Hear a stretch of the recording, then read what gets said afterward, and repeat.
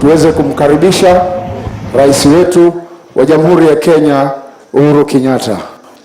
Karibu rais. Waislamu,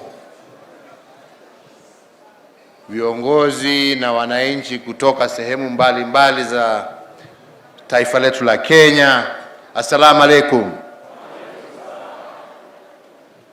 Mimi nataka kusema ya kwamba niko na furaha tele siku ya leo tukiwa tumefika hapa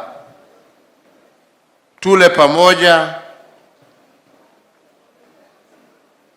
na tukae pamoja na tupate nafasi hii ya kuongea pamoja.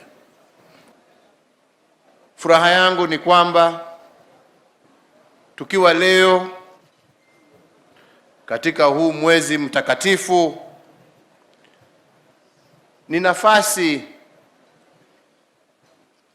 sio tu ya kuuliza Mwenyezi Mungu ya yale ambayo yako mbele yetu, lakini pia ni nafasi ya kumshukuru Mwenyezi Mungu kwa yale ambayo ametutendea.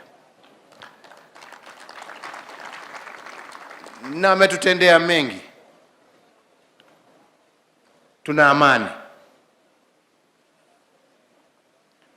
tuna maendeleo ambayo tumeweza kufanya pamoja,